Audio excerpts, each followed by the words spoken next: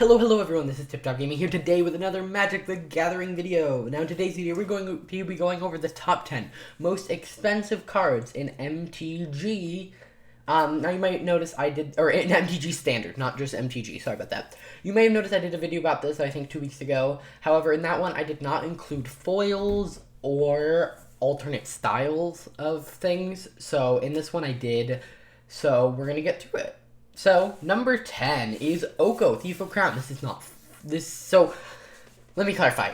You're going to want to look at the second number, the foil. I priced these from 1 to 10 based on their foil number. The non-foil number actually jumps around a whole bunch, and that's kind of something you should look at that's interesting.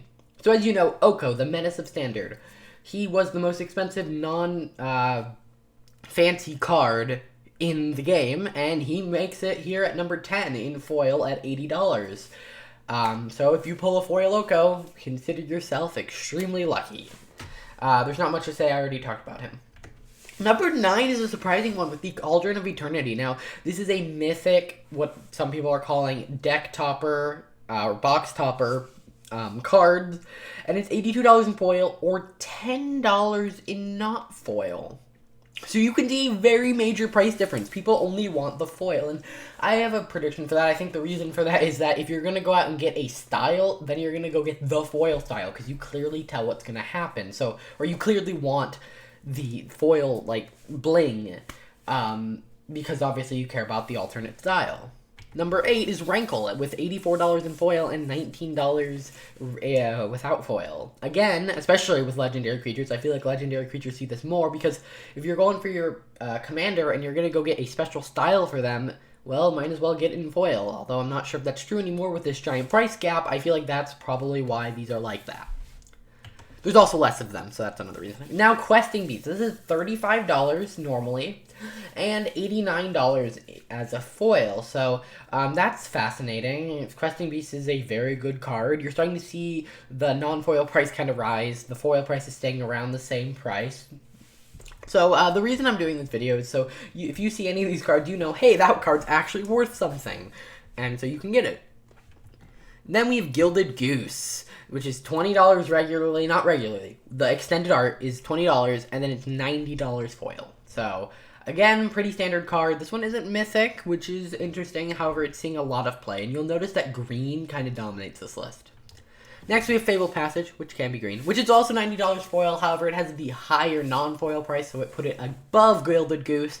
This card really goes in a lot of decks. If you were running Evolving Wilds, you now probably either run Evolving Wilds and this, or just this, because it's so much better. It's literally better in every way. And yeah, except for the fact that it's rare, which is harder for it to get. Next, we have Emery, which is $103 in foil and $25 normally. Now, the last one was $48 normally, and you might be wondering, why is it like that? Well, again, my theory here is that since this is a commander card, quote-unquote, people are going to want the blinged-out version of it, and if you're going to go blinged out, bling out all the way. So that's why I think there's such a big price gap, especially saying Emery is not that expensive as a regular card, so that's interesting. Number 3 is Once Upon a Time. This card goes in a lot of things. It's $115 in foil and $42 standard. That's the thing about these collector boosters, which is the only place you can get these full arts, or the extended arts, is that they are super high variance. You could get a pack that's worth $2, and you could get one that's worth, I don't know, I guess it's technically possible it's worth like 500, and so that's very close to gambling. So I think the Wizards is going to have to be a little more careful in the future to make these a little less variants, otherwise it might end up causing some issues. Then number 2 is the Great Henge at $130 and $32. So it is cheaper, like the real version of it, but that's expensive. And of course there are less of the foils, obviously, so that's a big deal. But it's just crazy to see the price gap there. It's a $100 difference to make it foil, which you normally don't see that big of a jump. That's like more than like 400% more expensive. So that's crazy. And of course, number 1, you guys all knew this, Oko at $171 foil and $70 not foil. So if Oko both starts and ends this list, you can kind of see the power of the meta. Now let's count how many green cards there were. 1, 2, 3, 4, 5, 6, 7. 7 out of the 10 cards were green, and that is one of the major problems with Standard currently, is that it's so green heavy because green breaks the rules the most. It's been said by Mark Rosewater, everyone knows it, and so I think green needs to take a little bit of a chill pill and calm down.